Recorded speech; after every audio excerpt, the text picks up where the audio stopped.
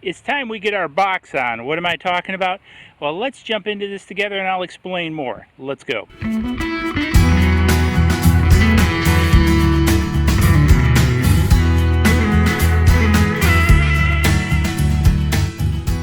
Welcome to this episode of Subcompact Tractor Projects. Today, I'm going to tackle working this up a little bit. So, I don't have a plow or a tiller, and I want to knock down some of these weeds. So I've got the Scarifiers down on the box blade here.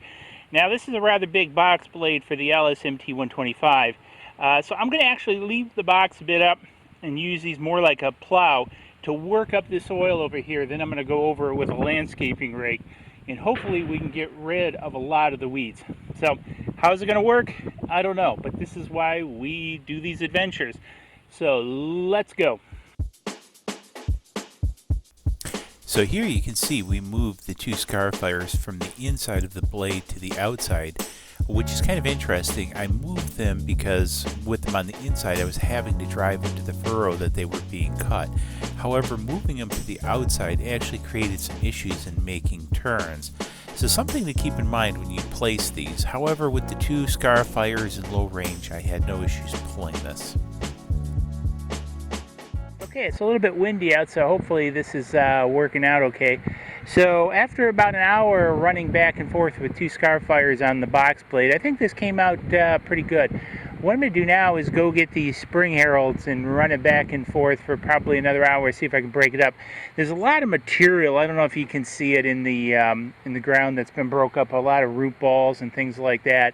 This was all way overgrown. In March, we brush hogged all this and then brought in a dozer and cleared out some more.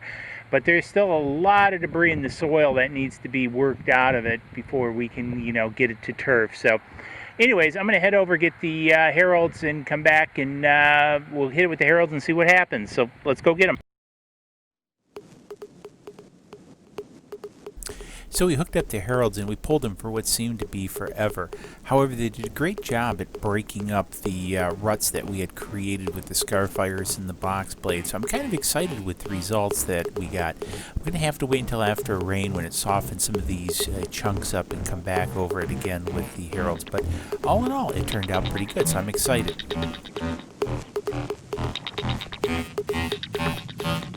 Okay, so here we are. So we've made a number of passes. I went north and south, east and west with the Scarifiers to get it knocked down pretty good.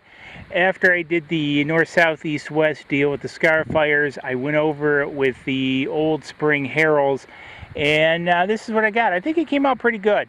There's a lot of big clumps left I still have to break up. I'm going to landscape rake this. However, this is still pretty damp since I've just broken it up. And again, you can see a lot of the debris from when we brush hogged it. All that's got to come out, so I've got to rake it. I will probably box blade it too, because over here you can see a lot of hoop-de-doos. But one of the things I want to do is bring the dirt from the back forward here so I don't get drainage, because one of the problems I have is it's actually draining forward into what is my backyard. So it's part of the reason I'm doing this. I want to get turf in here.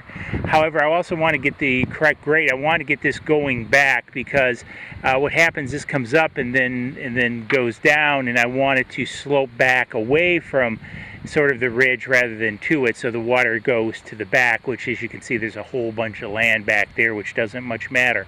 So you can also see how this is versus way in the back there. I was on the 5th acre the other day when I did the video on trying to knock down the weeds. The weeds are pretty big back there. I'm going to have to come up with something else. But anyways, it came out really good. I give it a big thumbs up. A little bit time consuming. Wish I had more Scarifiers on the box blade, or a box blade that really fit the subcompact, but hey, the box blade was free, so what can you do? So anyways, hope you found it interesting. If you did, hey, give it a big thumbs up. Always looking for economical suggestions to do stuff like this in the comments below, so please feel free to leave them. Subscribe's over there, and hey, catch you in the next project video. Cheers.